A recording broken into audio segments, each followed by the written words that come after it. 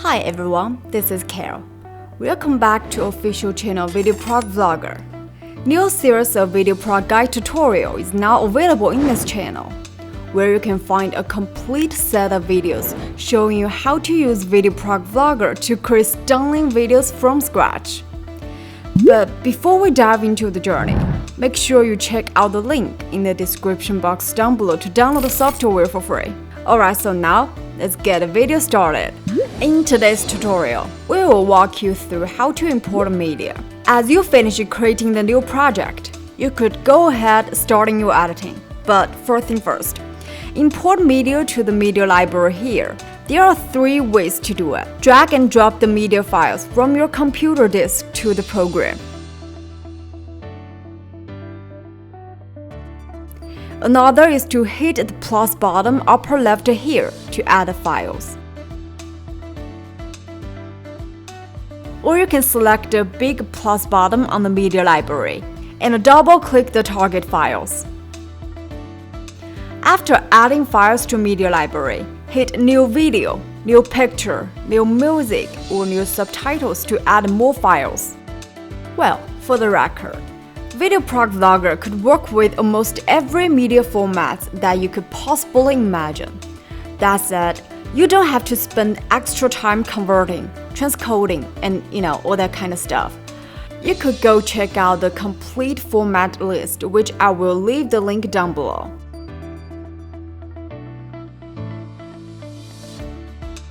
With such a wide range of formats sustaining the work, it's absolutely practicable to directly import files from GoPro, DJI, phones, or any other camcorder to your program, but you are still suggest to back up the media files from the device to the computer for blazing fast import and editing speed. VideoProc could automatically sort out your file types and save them to the parallel media bin. But if you want to manually faster manage your files, you could enter the name of the source files on the search bar here to faster locate a clip. Or hit the 4-dot icon here and use a slider to adjust the thumbnail size. The third way is to hit the A to Z icon, sort the files by name, duration, and date created in ascending or descending order.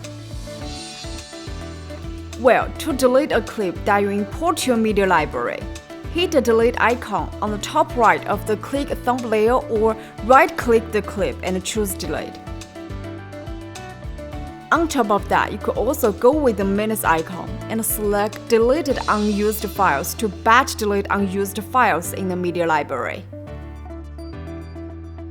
Another tip I want to share here is that when you import multiple images to the media library, the software will automatically group them through how the image arranged, horizontally or vertically, like here.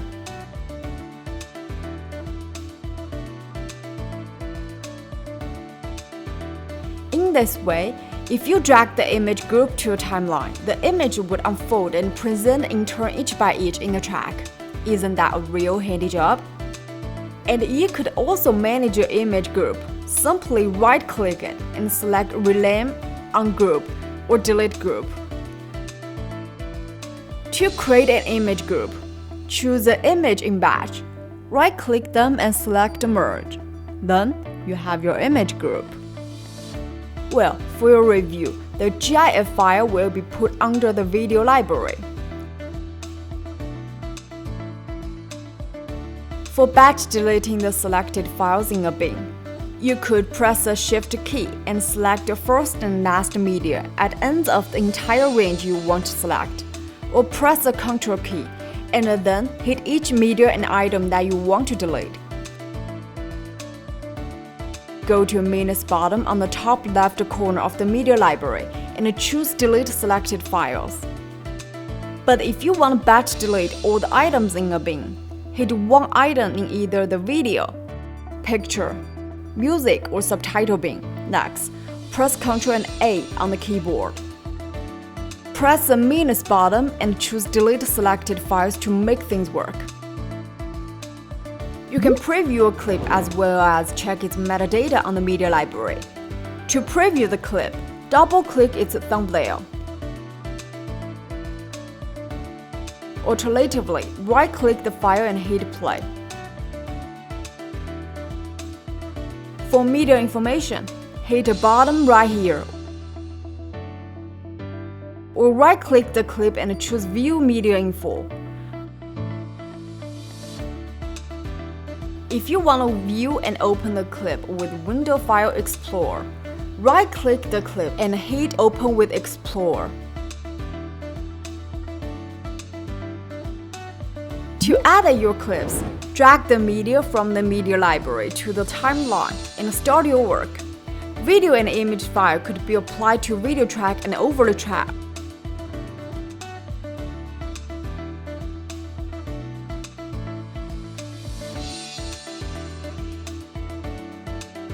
And the clip on the overlay track would stay muted, so that they won't disturb the audio from video track. In addition, you can drag the video file to audio track to peel off the video file and leave the sound track only. The effect added will display in the effect track and remain at the top of all the other tracks.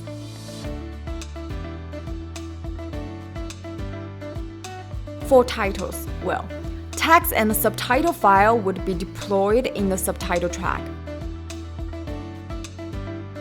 But credit title only work in the video track and overlay track. VideoProc Vlogger usually exhibit 3 or 5 tracks on the timeline, and you can press the plus button here to create more tracks. If you want to know more about timeline, go check out the related video in our channel. I will link at the top left on the screen.